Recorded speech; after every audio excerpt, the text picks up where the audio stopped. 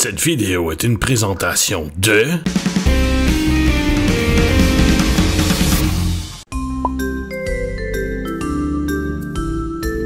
Sandro Castigan de Puissance Maximale, en direct du Geekfest dans la salle marchande. Et je suis en compagnie de j'ai oublié de vous demander les noms, les gars, je suis vraiment pas professionnel.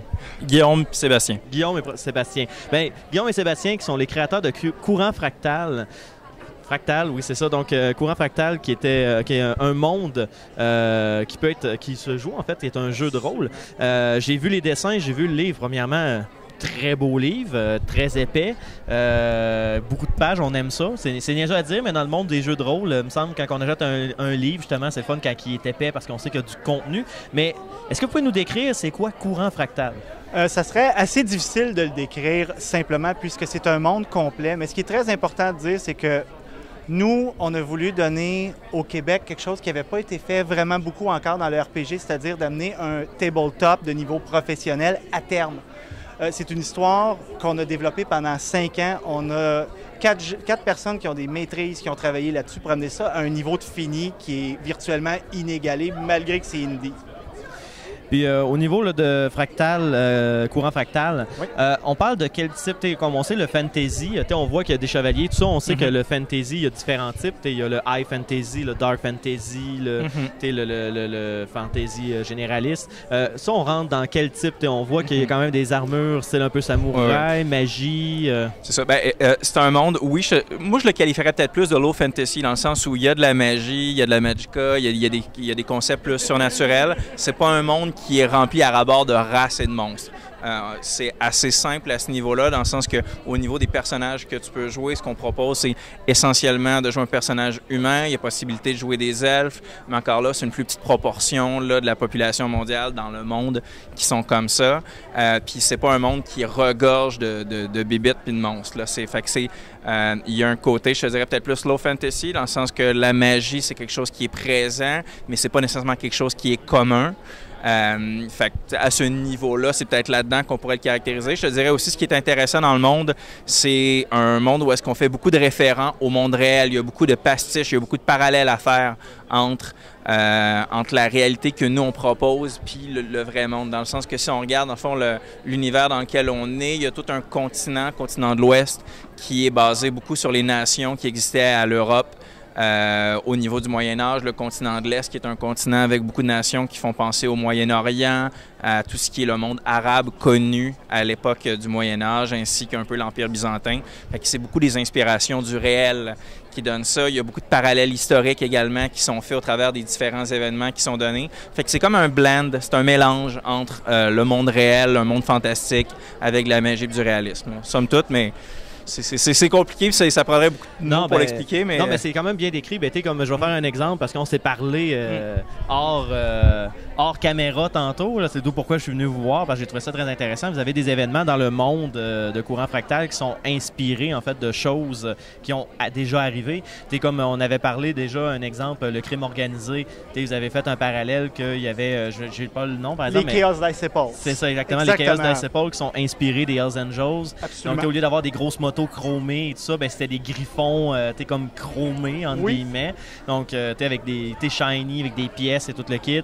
Et vous avez fait aussi une référence à un événement qui était un peu l'équivalent de la Deuxième Guerre mondiale au niveau là, de votre monde, puis aussi que les elfes, il y avait comme un peu une petite mentalité nazie parce qu'ils se voyaient comme une classe supérieure et toutes ces affaires-là. C'est bien que ce genre de choses-là, parce que personnellement, mon opinion à moi, je suis pas mal certain que c'est dans cette optique-là que vous l'avez développé.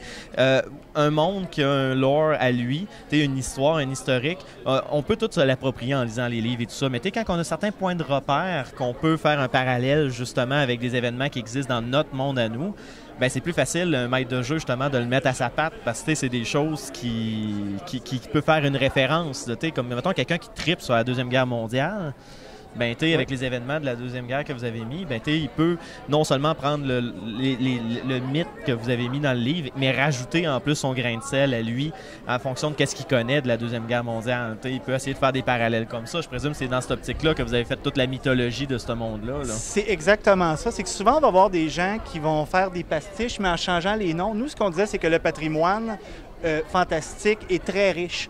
Puis aussi de faire, en prenant littéralement les noms puisés du réel, c'est que ça encourage les gens à aller rechercher les sources, quelque chose qu'on trouve qu'aujourd'hui est souvent escamoté. Là, ça force les gens à aller lire puis s'instruire. Donc, ça fait de ça un livre qui est excessivement riche, même au niveau de l'éducation, de ton patrimoine. Ça, c'est une richesse incommensurable qu'offre Fractal. Effectivement. Puis j'ai feuilleté le livre tantôt, comme je disais, le livre est quand même très épais, a beaucoup de stock dedans, autant historique que mécanique. En fait, le livre, il se vend à un prix de 50 $ au salon. Est-ce que c'est le même prix qu'on va trouver en librairie, dans les points de vente où vous le distribuez? Tout à fait, tout à fait. On le vend au même prix. On a différents points de vente. Ils sont tous disponibles sur notre site web au www.courantfractal.ca ou fractalstream.ca. Dans le fond, on le vend à différents points de vente. On l'a au Valet de Cœur, Comic Rive-Sud, Ménard Comics, chez Geek. On a différents points de vente qui sont tous détaillés sur notre site web. Fait qu'on va le vendre au même prix, 50 $, au même prix qu'on le vend ici. On peut l'acheter sur Internet aussi. On peut l'acheter en ligne. Le shipping est inclus, la livraison est inclus dans le prix. Fait qu'on le vend pas plus cher si vous l'achetez en boutique. Fait qu'au moins, si vous habitez en Abitibi puis on n'a pas de point de distribution proche. Exemple, je suis à Québec. Oui. Achète-le en ligne puis ça te revient exactement au même prix. On te le fait au même prix. C'est quand même merveilleux. Puis pour ce prix-là, le livre comprend quoi? Vous avez quoi comme est-ce que c'est clé en main, ça on en a parlé, mais c'est quoi tous les éléments que vous avez dans le livre? Je te fais un résumé rapide de tout le livre. Le premier 150 pages, c'est la chronologie, toute la trame historique qui va détailler 3000 ans d'histoire avec un paquet de dates, d'événements, de personnages marquants dans le monde. Après ça, on a une 50-60 pages qui va décrire toutes les nations dans le détail avec leur démographie, leur histoire, leur culture, leur économie, leur système politique. Tout ça, c'est détaillé là-dedans. Il y a des grandes organisations qui sont décrites. On parlait des kiosques d'Icepol. C'est une organisation qui est décrite là-dedans.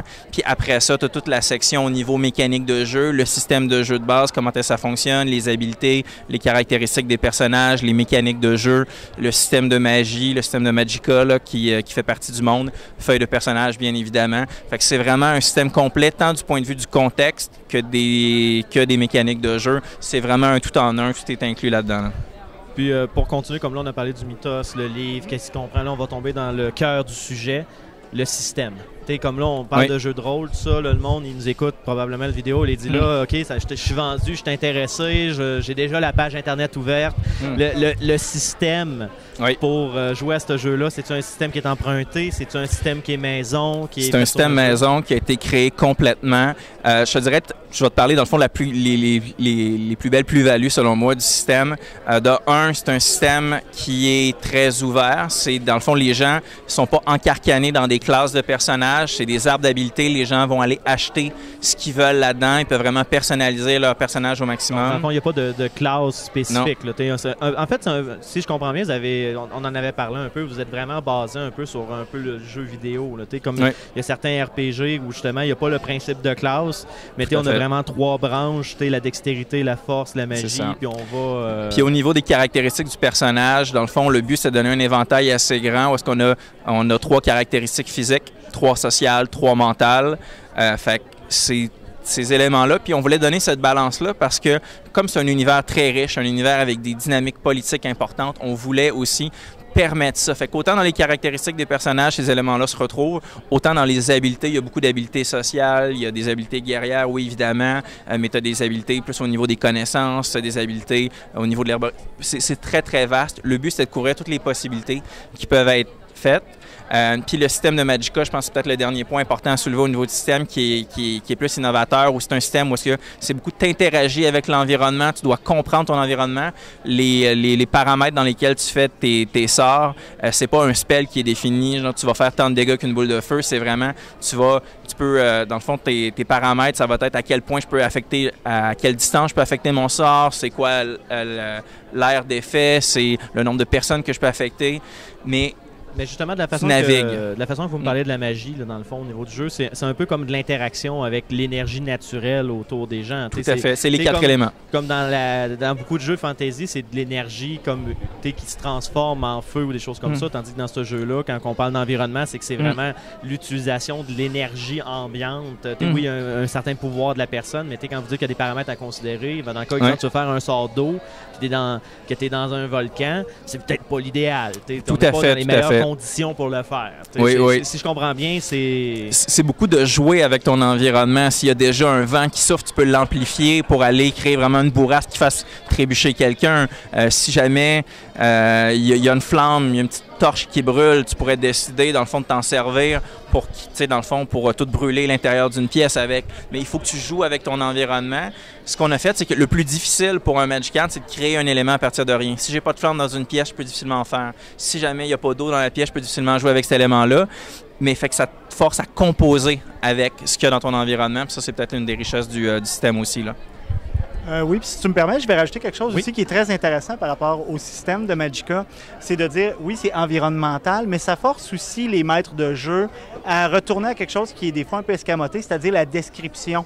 Parce que comme c'est environnemental puis que c'est une extension de, il faut que ton maître de jeu décrive. Que ça soit bien décrit. Absolument. Là, que ça soit bien détaillé. Puis ça, malheureusement, il y a beaucoup de jeux de rôle, justement, qui mettent beaucoup ça de côté.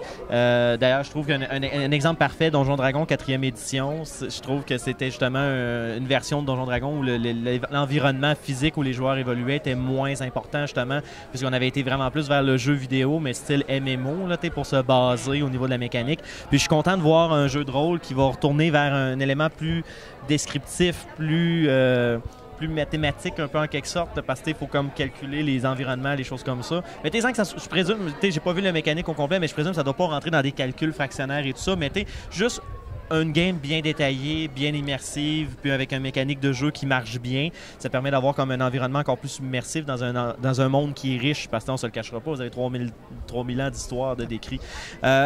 Dernière question peut-être avant qu'on rappelle où on peut trouver les choses. Ça, c'est une question qui vient de me venir. Vous avez beaucoup de mécaniques. On parle d'un univers qui a beaucoup de politique. On parle quand même beaucoup d'éléments. Mettons exemple, moi, je suis un joueur que, oui, j'aime ça jouer des combattants, mais je suis plus le genre de gars qui veut être roleplay, donc faire comme peut-être plus quelqu'un de politique, parler.